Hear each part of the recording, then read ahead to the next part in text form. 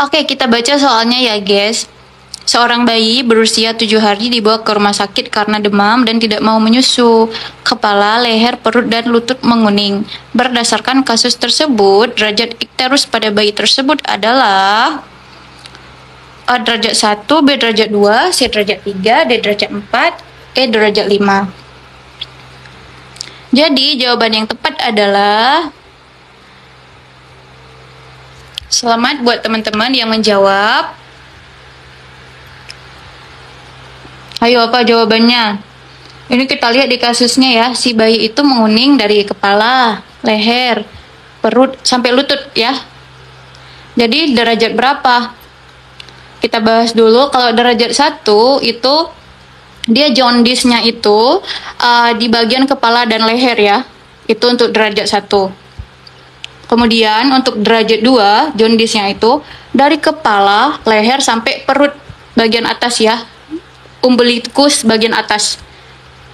Kemudian untuk derajat 3 itu jaundice-nya dari kepala, leher, perut, dan lutut ya. Sampai ke lutut. Berarti jawaban yang tepat adalah derajat 3 ya. Oke, selamat buat teman-teman yang jawab C. Nah, kemudian kalau derajat 4 dia itu sampai ke kaki ya. Semua badan sampai ke kaki, kecuali telapak tangan. Kalau udah telapak tangan, baik telapak tangan kanan maupun telapak tangan dan telapak kaki itu udah derajat 5. Oke guys, cukup jelas ya. Nah, ini penjelasannya ya. Jadi kalian ingatnya mudah banget sih guys. Ingat aja kalau kepala ya, leher dan kepala itu derajat 1 ya. Kemudian kalau sampai pusat atau di atas umbilikus itu derajat 2. Kemudian kalau udah sampai lutut itu derajat 3. Kemudian kalau seluruh badan itu derajat 4. Seluruh badan kecuali telapak tangan dan telapak kaki ya. Nah, derajat 5 itu udah nyampe ke telapak tangan dan telapak kakinya. Jelas ya guys? Kecilin kak? Oke siap, aku kecilin dulu. Nah, ini ya untuk pembahasannya. Halo guys. Dan ini untuk kadar bilirubinnya ya. Jadi kalau derajat 1 itu kadar bilirubinnya itu cuma 5 ya. Derajat 2 9, derajat 3 itu 11,4, derajat 4 itu 12,4 dan derajat 5 itu 16. Iya guys.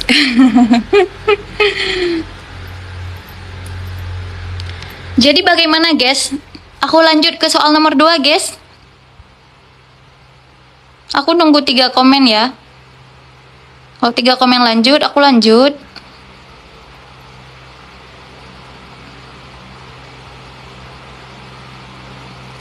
Ciri khas nih guys. Ciri khas aku ya. Candu nggak tuh suara Kanis? Lanjut. Oke siap, lanjut.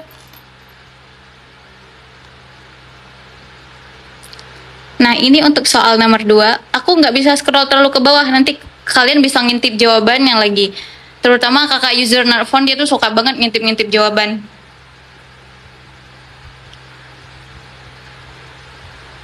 Ayo silakan teman-teman dibaca dan di komen ya jawabannya di kolom komentar. Sama di-share juga ke teman-temannya bagi yang belum join biar nggak ketinggalan ya. Soalnya untuk beberapa hari ke depan aku libur dulu guys. Aku mau kelarin ebook. Kalau ebooknya cepet kelar, nanti aku akan kembali live lagi ya.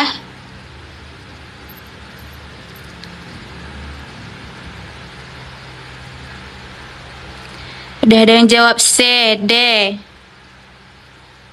C itu apa? Menurunkan. D.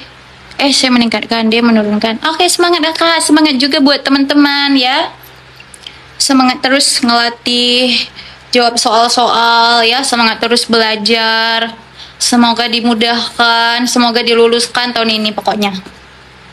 Pokoknya doa terbaik dari aku untuk kalian semua, guys.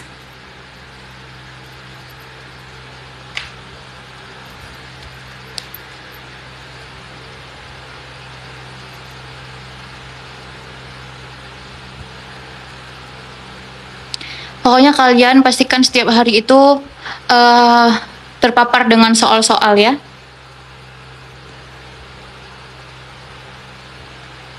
Amin, Allahumma amin, dapat SK kita sekolahin. Jangan disekolahin atuh.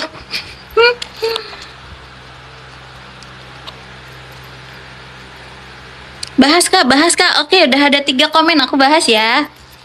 Oke, kita lihat di soal. Seorang bayi perempuan lahir dengan Apgar skor 8. Apgar skor 8 normal nggak guys? Coba komen. Kemudian seluruh tubuhnya berwarna kuning tapi bayi diberikan fototerapi. Apakah tujuan dilakukan pemberian fototerapi tersebut? Apakah opsi A agar Apgar skornya normal, B mencegah hipotermia, yang C meningkatkan kadar bilirubin, yang D menurunkan kadar bilirubin, yang E mencegah shock.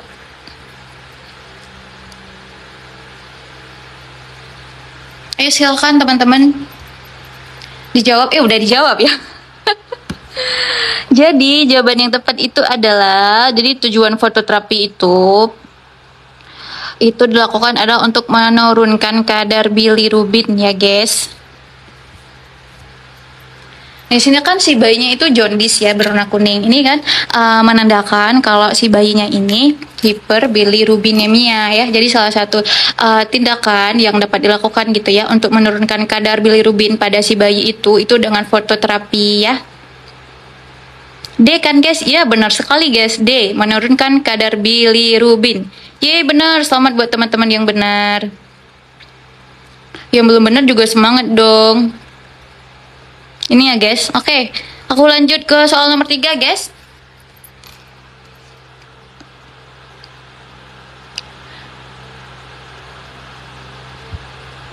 Saking seringnya terpapar sama soal malah puyeng kak. Semangat ya kak, Lukis Faradisa. Nggak apa-apa puyeng-puyengan sekarang.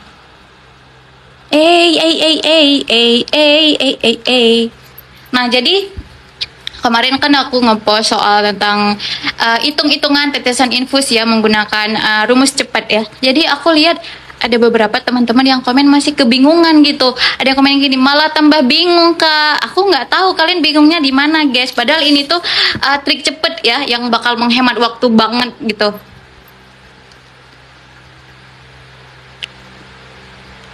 Jadi aku bahas lagi ya.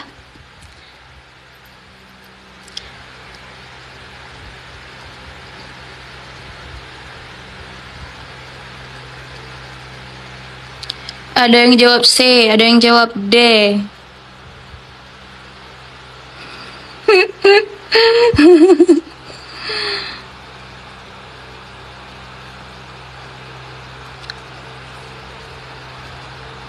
Ih, mana ada C, mana ada C.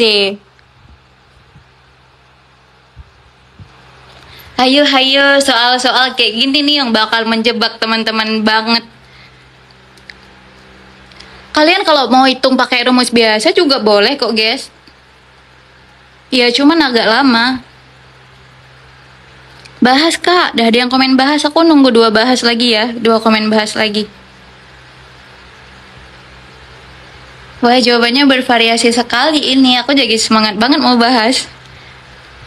Oke, udah ada 4 bahas, kita bahas ya. Nah jadi kalau soal kayak gini itu teman-teman harus hati-hati banget ya. Ini kan yang ditanyakan adalah berapakah tetesan infus yang akan diset ya. Nah kita lihat. Yang kalau ditanyakan pertanyaan yang kayak gini, kita harus make sure dulu ini kasusnya pasiennya itu anak-anak atau dewasa. Oke? Kalau dewasa kan kita bakal pakai, kalau pakai rumus biasa bakal pakai faktor tetes yang 20 kan. Sedangkan untuk anak-anak, yang makro tadi ya makro. Sedangkan untuk anak-anak, kakak Hunter terima kasih. Sedangkan untuk anak-anak ya kan mikro. Dia faktor tetesnya 60. Nah jadi harus hati-hati banget ya pertanyaan kayak gini. Harus benar-benar diperhatikan. Nah jadi di sini kita lihat si anak ini. Cuman kasusnya nggak usah dibaca semua. Kita cukup tahu aja pasiennya itu dewasa atau anak-anak. Langsung aja. Dokter menganjurkan pemasangan infus ya. Guyur 1 kolov, selanjutnya 500 cc. 500 cc itu harus habis dalam 8 jam ya. Nah, kemudian kita lihat cara hitungnya itu adalah, langsung aku bahas aja ya. Jawabannya itu adalah C ya, guys. Kak, pas ujian ada kalkulator nggak? Nggak ada, guys.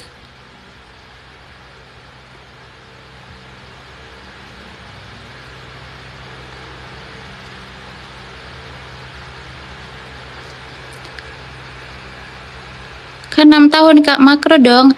Kak, untuk anak-anak dia pakai tetesan mikro ya. Tapi itu tergantung instruksi dokter lagi. Kadang ada juga anak-anak yang kayak baru berapa tahun, kayak 3 tahun, 4 tahun itu udah pakai makro. Jadi tergantung instruksi dokter. Cuman kalau di kasus kita kan harus bisa membedakan ya. Untuk anak-anak itu mikro, untuk dewasa itu makro.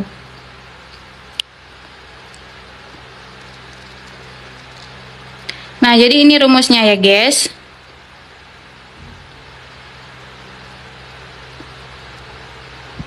Ini rumus cepatnya. Nah, jadi jumlah cairan yang diminta itu dibagi dengan 500. 500 itu ketetapan ya, guys. Nah, kemudian dikali dengan 21. 21 ini juga ketetapan. Untuk anak-anak dikali dengan 2. Halo, halo. Suaraku hilang ya? Halo, guys. Halo, halo. Suaranya hilang. Suaranya hilang-hilang. Kedengaran jelas ya, guys? Oke, guys. Suaranya nggak hilang, Kak. Oke, kita lihat. Jadi rumusnya kayak gini, guys. Jumlah cairan yang diminta, kayak di kasus kan itu 500 kan. Nah, misalnya diminta 1000, berarti jumlah cairan yang diminta itu 1000. Di kasus kan 500. Kemudian dibagi 500. 500 di bawah ini, dia itu ketetapan ya.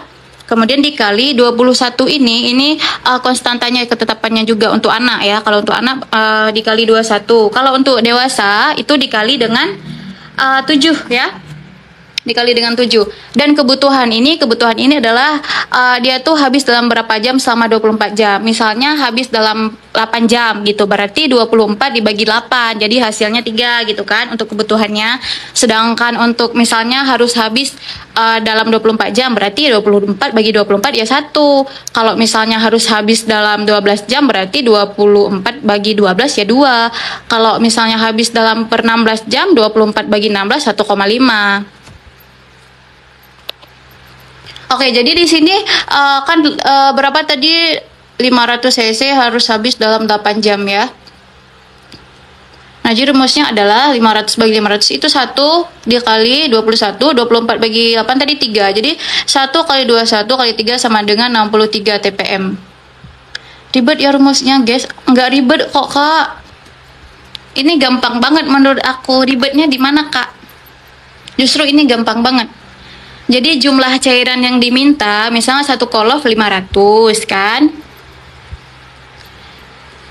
Kemudian misalnya kalau diminta 1000 ya berarti kita bikin di situ 1000. Bagi 500. 500 ini ketetapan ya. Kemudian untuk anak-anak itu dikali 21 yang pakai faktor mikro ya. Kalau untuk dewasa itu dikali 7. Dikali kebutuhan. Kebutuhan itu apa? Cairan itu harus habis berapa jam dalam 24 jam. Misalnya harus habis dalam 8 jam, berarti 24 dibagi 8. Guys, masih ada yang bingung ya? Iya, 24 jam itu ketetapan, Kak. Karena kan dia dihitung per hari. Kakak Wanda dia dihitung per hari ya. Jadi rumus kebutuhan itu 24 jam dibagi dengan lamanya waktu ya, Kak ya. Misalnya harus habis juga dalam sehari gitu, dimintanya harus habis sehari, berarti 24 bagi 24 1. Kemudian kalau misalnya habis dalam 8 jam gitu guys ya, berarti 24 bagi 8 adalah 3 gitu.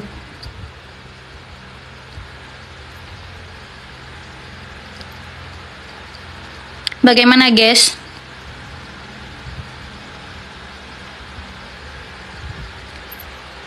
Aku lanjut, masih ada yang bingung kah guys? Kalau untuk dewasa diganti aja 21-nya diganti 7. Iya, 21 ketetapan khusus untuk anak-anak ya yang pakai microset. Kalau untuk makro dewasa itu 7 ya guys ya. Kak lihat yang sesuai rumus, ini guys. Nah. Jadi kalian boleh pakai dua cara, mau pakai cara di atas atau cara di bawah, gimana nyamannya kalian guys. Cuman kalau aku lebih suka yang pakai trik cepet. Karena kalau pakai cara di atas itu lama, hitung-hitungnya lama.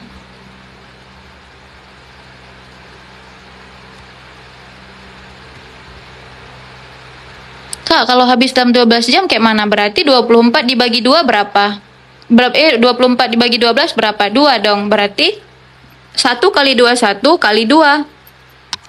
Berapa 21 kali 2 adalah 42 TPM. Iya, kalau pakai cara di atas tuh habis waktu buat ngitung karena angkanya tuh gede-gede yang mau dibagi juga ribuan ya. Nah, ini tadi aku baca ada juga trik dari teman-teman. Mana nih? Aku pakainya yang mana nih? Bentar ya guys, aku scroll dulu. Siapa tadi? Udah tenggelam. Aku pakainya 500 bagi 8.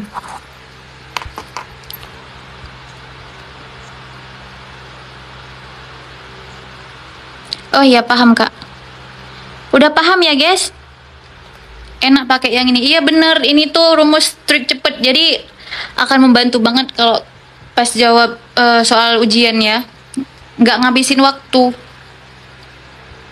Kak, nanti share di YouTube ya, ketinggalan rumus mudahnya. Iya Kakak Naura, insya Allah nanti aku share ya. Kak, berarti di bawah itu Kak yang 500 itu rumus tetap ya? Iya, 500 di bawah itu rumus tetap ya. Sama yang konstantanya itu juga, yang 21 ataupun 7 itu rumus tetap ya. Sama juga rumus kebutuhan. Yang kebutuhan tadi 24 itu ketetapan di atas ya. Kalau di bawah itu lamanya waktu. Terserah bahwa itu 8 jam, mau 24 jam, mau 12 jam, mau 16 jam. 21-nya dari mana Kak? Ketetapan itu Kakak. Untuk anak-anak 21 ketetapannya. Kalau untuk dewasa 7 Kakak. Pilihan jawabannya itu yang benar adalah yang C ya, 63. Oke guys, sudah clear guys? Aku boleh lanjut kah?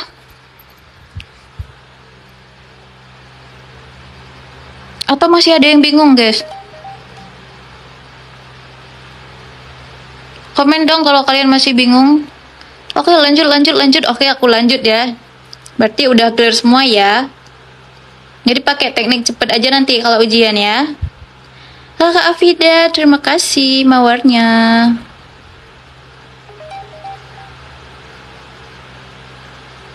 Nah, ini soal diagnosis Kakak Gempita, terima kasih.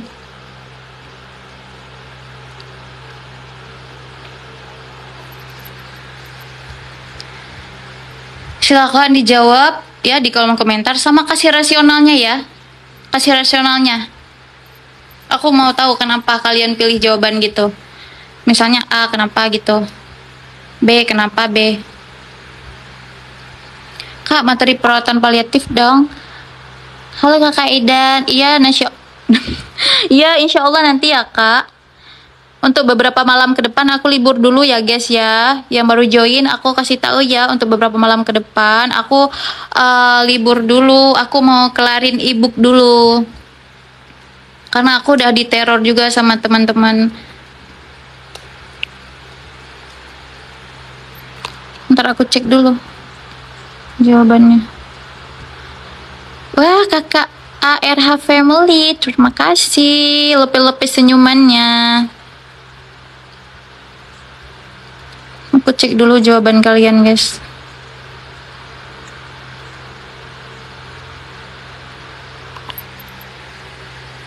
Kakak Keterolek sudah bergabung. Halo Kakak Keterolek, selamat bergabung.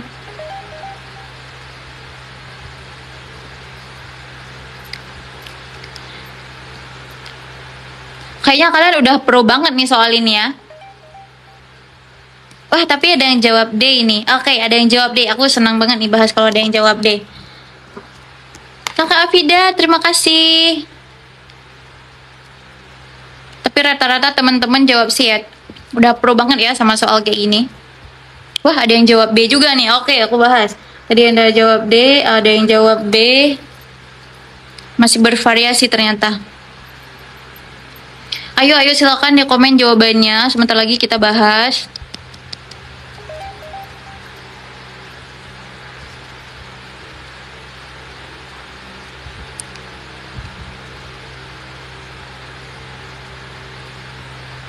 Bahas Kak. Ayo satu komen lagi dong. Bahas Kak. Oke, siap. Aku bahas ya. Agak gedein dikit nggak apa-apa Kak. Aku gedein. Oke, siap. Ntar dulu guys, aku gedein dulu nih. Daripada Kak user nelfon, dia suka ngintip terus. Heran deh. Oke, selamat buat teman-teman yang jawab C ya. Jawabannya, soalnya jawabannya sudah kelihatan. Iya, jawabannya itu adalah C ya. Jadi tadi rata-rata teman-teman jawab C ya, bener C ya. Tapi aku bahas dulu ya, soalnya tadi aku lihat ada yang jawab A, ada juga yang jawab D ya. Nah, jadi di sini kita lihat kasusnya. Pasiennya itu sesak napas ya. Terus dia batuk, tapi batuk kering ya, dahaknya nggak ada. Terus terlihat adanya tarikan kuat pada dinding dada ya. Napasnya cepat dan tidak teratur, irregular ya guys. Kemudian untuk RR-nya itu 28 ya.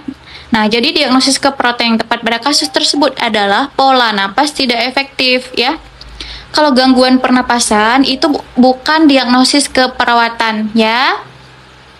Kemudian bersihan jalan napas tidak efektif itu ditandai dengan adanya data adanya sumbatan pada jalan napas atau airway pasien ya. Bisa itu dengan batuk berdahak ya, pasiennya susah mengeluarkan dahak kayak gitu. Terus adanya suara bunyi napas tambahan kayak ronki gitu ya. Kemudian dyspnea ini adalah diagnosis kedokteran ya, bukan diagnosis keperawatan. Kemudian gangguan pertukaran gas itu diangkat bila dia ada masalah dengan analisa gas darahnya ya guys. Oke guys, kurasa cukup jelas ya. Tadi rata-rata teman-teman pada jawab bener ya. Kak, minta bahas preceptorship dan mentorship ya kak. Oke kakak, insya Allah nanti aku bahas ya. Preceptorship, mentorship ini dia khusus kisi-kisi khusus perawat ahli pertama ya. Lanjut kak. Satu komen, oke. Ini orang yang sama komen, satu komen lagi. Udah berapa komen lanjut nih. Tapi udah jelas sih ya, udah sih aku lanjut ya, udah jelas kok. Kalau gangguan pernapasan gimana? Kak, gangguan pernapasan itu bukan diagnosis keperawatan ya. Bukan diagnosis keperawatan. Jadi pada kalau diagnosis keperawatan adanya pada sistem pernapasan, dia itu ada pola napas tidak efektif, bersihan jalan napas tidak efektif, gangguan pertukaran gas, sama yang aku lupa ada yang untuk terpasang ventilator gitu guys. Penyapihan ya pokoknya gitu deh. Cuman yang paling sering keluar itu ini guys. Yang paling sering menjebak gitu, yang pola napas tidak efektif sama bersihan jalan napas tidak efektif. Juga gangguan pertukaran gas ya. Oke, aku lanjut ya. Oke, lanjut kak, keburu anakku bangun. Semangat kakak.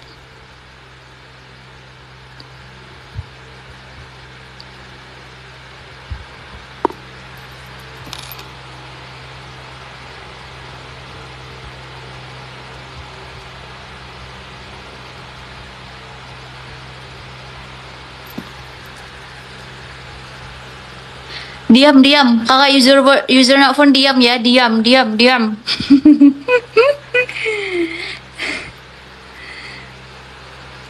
Ayo silakan di komen guys jawabannya, sama kasih rasional juga ya.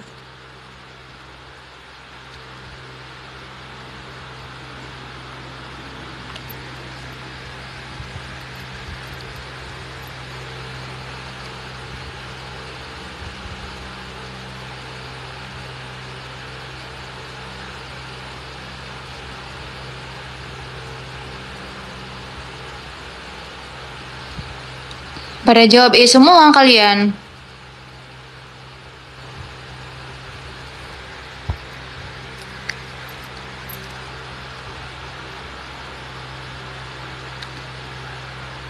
Wah, kakak Apin baru nongol. Bahas kak. Oke siap, aku bahas ya.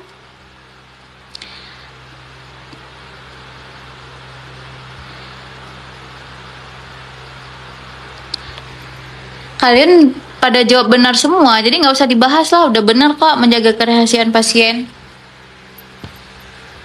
Ya jelas banget di sini ya.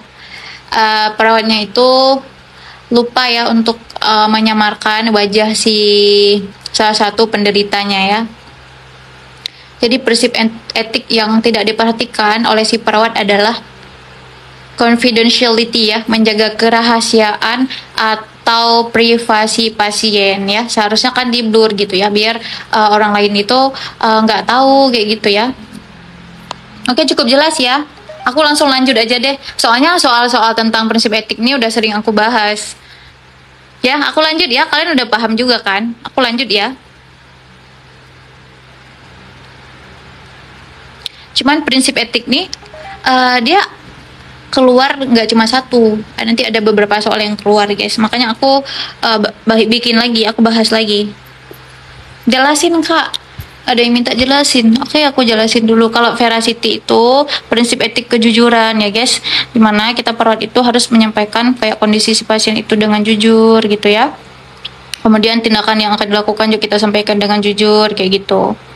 Kemudian untuk otonomi itu kita menghargai ya apapun keputusan si pasien dan juga keluarga setelah kita menjelaskan gitu ya. Setelah kita menjelaskan dan keluarganya sudah mengerti apapun konsekuensi akan ditanggung gitu ya. Kemudian beneficence itu kita melakukan hal-hal yang bermanfaat, hal-hal yang baik gitu ya untuk si pasien kayak gitu. Kak, ada nggak kisi-kisi perawat terampil? Kakak Sudirman bisa cek di YouTube aku ya, di YouTube Nurse Nisa. Di sana udah aku post kisi-kisi untuk perawat terampil dan juga untuk perawat ahli pertama. Oke, aku lanjut. Kemudian justice itu adalah adil ya. Jadi kita tidak membeda-bedakan pasien, baik itu dia keluarga kita ataupun siapapun dia gitu ya. Tidak memandang status, latar belakang dan sebagainya. Kemudian confidentiality yang tadi ya, menjaga kerahasiaan ataupun privasi pasien. Oke, cukup jelas ya, aku lanjut ya. Kita ada 2 soal lagi.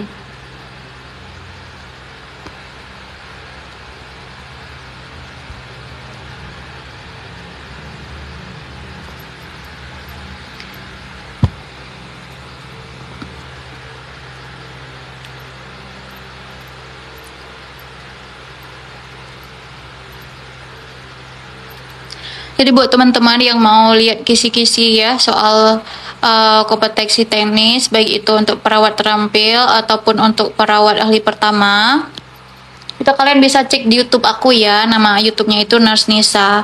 Di sana juga aku udah ada bahas beberapa soal-soal ya. Silakan dibaca sama di komen. Kakak Gempita, terima kasih.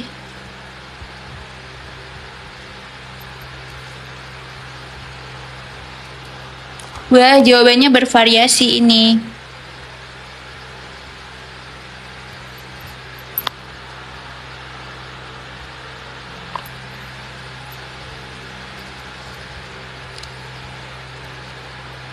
Ayo guys, di komen sambil di tap-tap layar.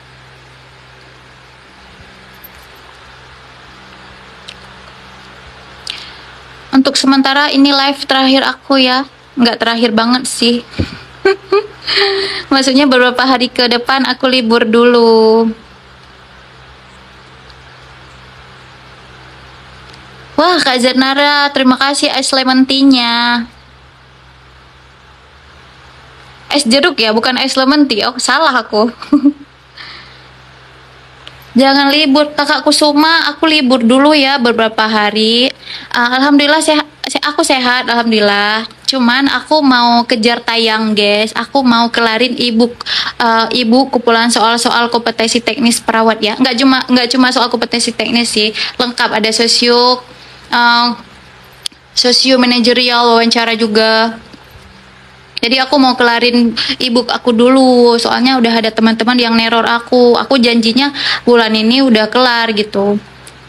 Nanti kalau udah siap, nanti aku kabarin ya buat teman-teman yang mau order. Sama nanti kalau udah siap juga, aku bakal live lagi. Libur sampai kapan? Semoga secepatnya ya kelar ebook aku, guys. Kakak sudah PNS. Aku masih CPNS, kakak coklat pin. Lagi menunggu SK 100%. Doakan ya, semoga kalau nggak tahun ini, ya tahun depan. Berapaan itu harganya, Kak? Nah, jadi nanti khusus ya buat teman-teman di live. Aku khusus nanti ada harga khusus pokoknya untuk teman-teman di live. Kak, Zoom meeting nggak ada ya? Kakak Gatot, untuk Zoom meeting itu kakak bisa join bimbel ya, yang aku recommended. Nanti aku kasih ya kontaknya, kakak bisa nanya. Kakak Coklat Pin, tidak kak, aku bukan P3K, aku ikut CPNS tahun 2021 aku daftarnya, lulusnya tahun 2023 dan aku baru aja kelar Latsar. Cara daftar bimbel, kakak Lisol, nanti ya aku kasih kontaknya. Oke, aku bahas dulu ya. Kak, kalau ke Muko-Muko, kakak Ningsi, aku jualnya bentuk e-book kak, buku berbentuk PDF ya, jadi nanti dikirim via WA ataupun via email ya. Oke, aku bahas ya. Bahas kak, siap. Jadi di sini kita lihat ya, mahasiswa praktik stase komunitas melakukan pengkajian pada sebuah desa dengan model community as partner. Mahasiswa mengkaji data demografi mengenai angka kelahiran, angka kesakitan, dan juga angka kematian ya. Kemudian perumahan, etnis budaya, ekonomi, fasilitas pendidikan, pelayanan kesehatan, dan sosial serta keamanan. Manakah yang termasuk dalam data inti komunitas ya? Yang A itu etnis budaya, yang B ekonomi, yang C pelayanan kesehatan, yang D fasilitas pendidikan, dan E perumahan. Jadi tadi aku lihat teman-teman jawabannya sangat bervariasi ya. Jadi jawaban yang tepat itu ada, selamat buat teman-teman yang jawab A. All in. All in nggak tuh? Iya, jawabannya itu adalah A ya.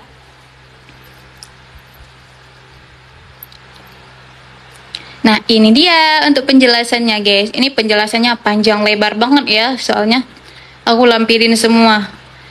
Penjelasannya panjang lebar banget ya. Jadi pengkajian komunitas itu dia ada, yang pertama ini adalah pengkajian inti ya, core dan subsistem, yaitu core dan subsistem. Untuk data intinya atau core-nya apa saja? Itu data demografik ya, kayak tadi angka kelahiran, angka kematian, angka kesakitan, kemudian penduduknya ya, rata-rata jenis kelamin laki-laki atau perempuan, usianya juga gitu ya, dan nilai etnis ya, nilai etnis budaya. Oh, oke. Untuk penjelasan boleh nih dikecilin. Oke, siap. Tapi masih ada soal nomor 7, nanti kalian kelihatan pula. Oke, aku ulang ya. Jadi untuk data inti dia ada demografi ya. Demografi itu apa ya? Statistik vital itu kayak angka kelahiran, angka kematian, angka kesakitan, sama kayak gender penduduknya itu ya, rata-rata usianya, juga jenis kelaminnya gitu ya.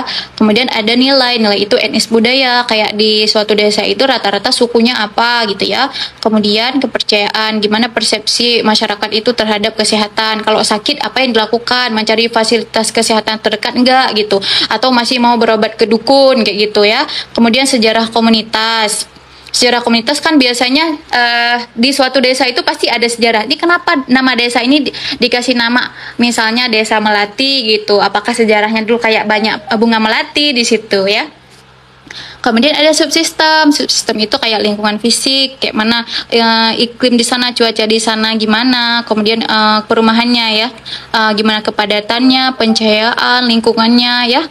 Kemudian batas wilayah juga sama tempat berkumpulnya warga.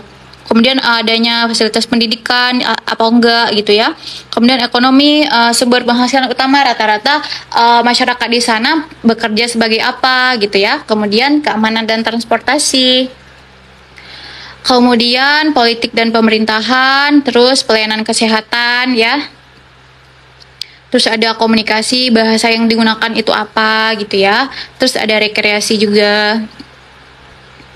Tempat untuk wisata. Wey. Untung aku, ntar dulu. Untung aku, kalian gak kelihatan yang jawaban nomor 7.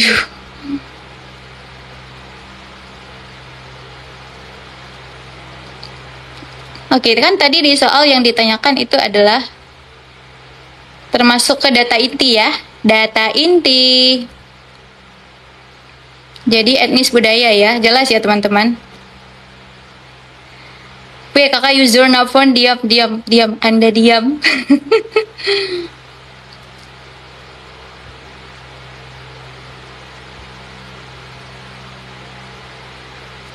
Bentar aku scroll dulu.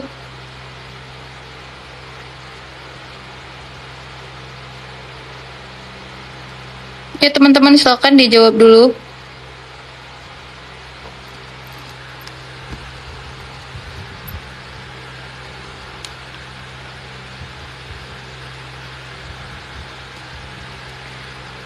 Silakan dijawab dulu.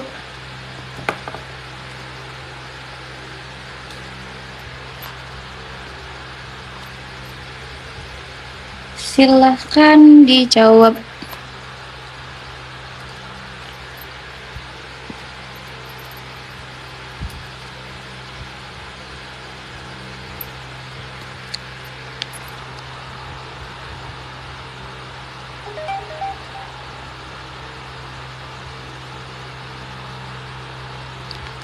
Ya, kok kelihatan sih? Kemarin soal gini juga nggak sih? Nggak ada kok. Aku baru bahas ini kok.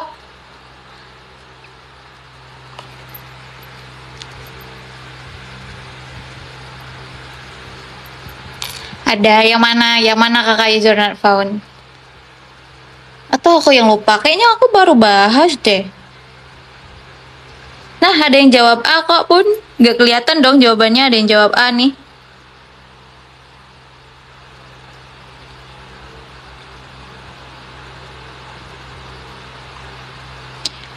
Compartment syndrome ya. Ini soal mengenai compartment syndrome. Apa itu compartment syndrome? Tanda kegawat daruratan ya. Gimana terjadinya? Apa nih kak? Untuk yang perawat ahli ada kak. Kakak Edi, kakak nanya apa nih kak? Kalau kisi-kisinya kakak bisa cek di guys, percaya deh. Kakak, bentar ya. Kakak Mr. Edi, untuk kisi-kisi kakak boleh cek di YouTube aku ya, di YouTube Nurse Nisa. Udah aku post di sana, Kak. Jadi, ini soal mengenai compartment syndrome ya. Jadi, compartment syndrome itu yaitu dia kasus kegawat daruratan ya, dimana terjadi peningkatan tekanan pada otot ya, yang akan berbahaya gitu ya, bisa menyebabkan iskemi dan juga nekrosis ya. Jadi selamat buat teman-teman. Jadi aku lihat tadi jual bukunya kak. Kemarin saya jawab kemerahan salah, yang benar pucat. Sekarang kok jadi kebalik ya. Selamat buat teman-teman yang jawab kemerahan. Karena yang ditanya di sini adalah kecuali. Kakak user nelfon jawab di mana? Ya, dia tidak termasuk tanda compartment syndrome. Jadi tanda compartment syndrome itu kita ingat dengan rumus 5P ya. Ini dia pembahasannya. P yang pertama itu apa? Pain ya, dimana nyeri hebat. Kemudian paralisis, lumpuh, paresthesia, ada sensasi kebas atau kesemutan.